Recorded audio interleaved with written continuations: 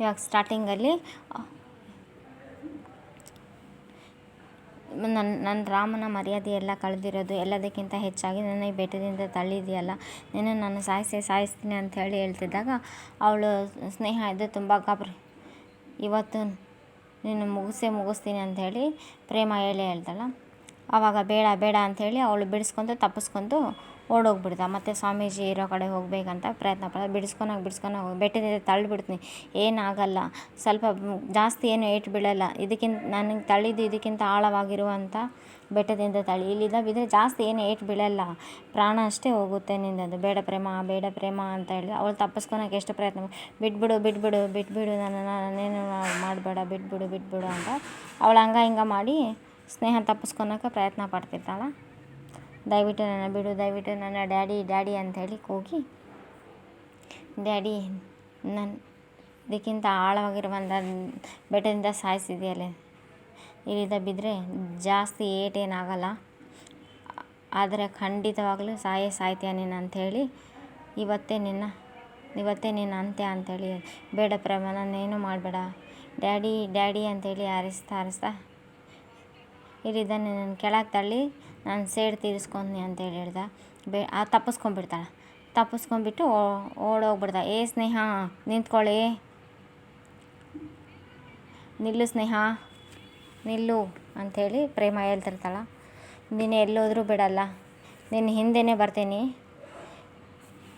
ಆ ಸ್ವಾಮೀಜಿ ನನ್ನ ಈಗ ಕಟ್ಟಿ ಹಾಕಿರ್ಬೋದು, ನಿನ್ನನ್ನು ಕೊಲ್ಲೋದು ತಪ್ಪಿಸೋದು ಯಾರಿಂದಲೂ ಸಾಧ್ಯ ಇಲ್ಲ, ನಿಲ್ಲು ಅಂತ ಹೇಳಿದಾಗ ಅವಳು ಸ್ನೇಹ ಮಾತ್ರ ಆದರೆ ನಿನ್ನನ್ನು ಕೊಲ್ಲೋವರೆಗೂ ಬಿಡಲ್ಲ ಅಂತ ಹೇಳ್ತಿರ್ದ.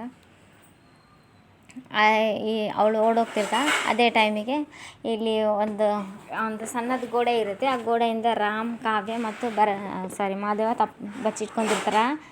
ಆವಾಗ ಓಡಿ ಬಂದು ಅಕ್ಕ ಸೂಪರ್ ಕಣೆ, ನಿನ್ನ ಪ್ಲಾನ್ ಸೂಪರ್, ನೀನು ಸ್ವಾಮೀಜಿ ಕಡೆ ಹೋಗ್ಬೇಡ ಅಂದರೆ ಆ ಸ್ನೇಹ ಪಕ್ಕ ಹೋಗ್ತಾಳ ಅಂತ ಹೇಳಿದ್ರು. ಆವಾಗ ಪರವಾಗಿಲ್ಲ ಪ್ರೇಮ, ನಿನಗೂ ಹ್ಯೂಮನ್ ಸೈಕಾಲಜಿ ಚೆನ್ನಾಗಿ ಬರುತ್ತೆ ಅಂಥೇಳಿ ಹೇಳ್ದೆ. ಅದೆಲ್ಲ ಪೈಕಾಲ ನನಗೆ ಅದೆಲ್ಲ ಅರ್ಥ ಆಗಲ್ಲ ಅಂಥೇಳಿ ಪ್ರೇಮ ಹೇಳ್ತಾಳೆ. ಇದೇ ಟೈಮಿಗೆ ನಗುತ್ತಿರ್ತಾಳೆ. ಒಟ್ಟಿನಲ್ಲಿ ಆ ಸ್ನೇಹ ಬೇಡ ಅಂದಿದ್ದು ಮಾಡ್ತಾಳೆ ನನಗೆ ಅಂತೇಳಿ ಅಂತ, ಅದಕ್ಕೆ ಹಾಗೆ ಹೇಳಿದೆ ಅಂತ. ಅದಕ್ಕೆ ಮಹಾದೇವ ಹೇಳ್ತಾನೆ, ನಮ್ಮ ಕಡೆ ಇದಕ್ಕೇನು ಅಂತಾರೆ ಗೊತ್ತಾ, ಆಚೆ ತೋರಿಸಿ ಹಳ್ಳಕ್ಕೆ ಬೀಳಿಸೋದು ಅಂತ ಹೇಳ್ದ. ಒಟ್ನಾರಿ ಆ ಸ್ನೇಹ ಮಾತ್ರ ಸ್ವಾಮೀಜಿ ಕಾಪಾಡ್ತಾಳೆ ಅನ್ನೋದು ನಂಬಿದಾಳೆ ಪ್ರೇಮ ಅವ್ರು. ನೀವು ಯಾರು ಮಾಡಿರೋ ಪ್ಲ್ಯಾನು ಅದು ಸ್ನೇಹ ಜೀವನದ ಆಶ್ಚರ್ಯದೇ ಹಂಗೆ ಉಳಿದು ಬಿಡ್ತೈತಿ ಅಂತೇಳಿ ಹೇಳ್ದ.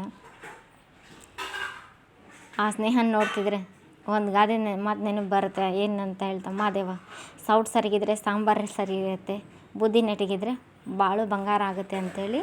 ಆದರೆ ಬರೀ ಲದ್ದಿ ಬುದ್ಧಿ ತುಂಬ್ಕೊಂಡಿರೋ ಸ್ನೇಹ ಜೀವ ಹಾಳಾಗೋದಂತೂ ಗ್ಯಾರಂಟಿ ಅಂಥೇಳಿ ಮಹಾದೇವ ಹೇಳ್ತಾನೆ. ಎಲ್ಲರೂ ನಗ್ತಿರ್ಬೇಕಾದ್ರೆ ಇವಾಗ ಮಹಾದೇವ ಮೀಸೆ ತೀರಿಸ್ಕೊಂಡು ಹೋಗ್ಬಿಡ್ತಾರೆಲ್ಲ. ಅವಳು ಸ್ನೇಹ ಇವಾಗ ಓಡಾಡಿ ಹೋಗಿ ಸ್ವಾಮೀಜಿ ಕಾಲು ಹಿಡ್ಕೊಂಡ್ಬಿಡ್ತಾಳ.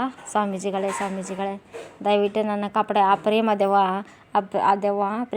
ಬೆಟ್ಟದ ಮೇಲಿಂದ ನನ್ನ ತಳ್ಳಕ್ಕೆ ಬಂದಿತ್ತು, ನನ್ನ ಬೆಟ್ಟದ ಮೇಲೆ ನಾನು ಕೂತ್ಗೆ ಹಿಡ್ಕೊಂಡ್ಬಿಟ್ಟಿತ್ತು, ದಯವಿಟ್ಟು ನನ್ನನ್ನು ಕಾಪಾಡಿ ಅಂತ ರಿಕ್ವೆಸ್ಟ್ ಮಾಡ್ಕೊತಾ ಇರ್ತಾಳೆ. ಅಯ್ಯೋ ಬೆಟ್ಟದಿಂದ ತಳ್ಳಕ್ಕೆ ಬಂದಿತ್ತಾ ಸ್ವಾಮೀಜಿ ಅಸಿಸ್ಟೆಂಟ್, ದೆವ್ವನ ಅಪ್ಡೇಟ್ ಆಗಿದೆಯಪ್ಪ ಅಂಥೇಳಿ.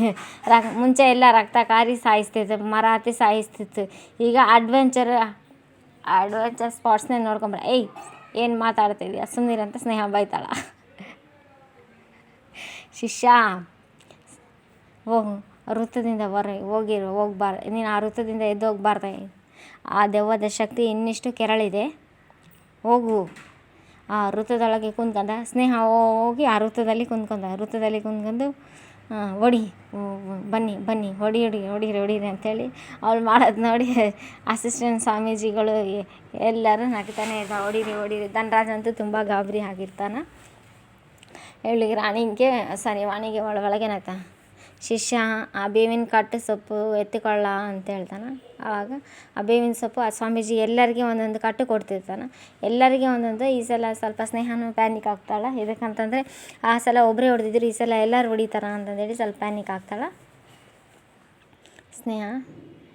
ಎಲ್ಲರೂ ಈ ಸಲ ಸ್ವಾಮೀಜಿಗಳು ಅವ್ರ ಅಸಿಸ್ಟೆಂಟ್ ಲೇಡೀಸು ಜೆಂಟ್ಸ್ ಎಲ್ಲರೂ ಒಂದೊಂದು 5 ರಿಂದ 6 ಜನ ಇರ್ತಾರೆ. ಎಲ್ಲರೂ ಒಂದೊಂದು ಕಟ್ಟು ಹಿಡ್ಕೊಂಡು 2 ಕಟ್ಟು ಹಿಡ್ಕೊಂಡು ಅವಳಿಗೆ ಹೊಡಿಯೋಕ್ಕಂತ ಬರ್ತಾಳೆ. ಆ ಸಲ ಒಬ್ಬರೇ ಹೊಡೆದಿದ್ರಿ, ಈ ಸಲ ಎಲ್ಲರೂ ಹೊಡಿತೀರಾ ಅಂತ ಸ್ನೇಹ ಸ್ವಲ್ಪ ಪ್ಯಾನಿಕ್ ಆಗಿ ಕೇಳ್ತಾ. ಆಗ ಧನರಾಜ್ ಅಂತೂ ತುಂಬ ಗಾಬರಿ ಆಗಿಬಿಡ್ತಾನೆ. ನಿಲ್ಲಿಸಿ ಸ್ವಾಮೀಜಿಗಳೇ ಅಂತ.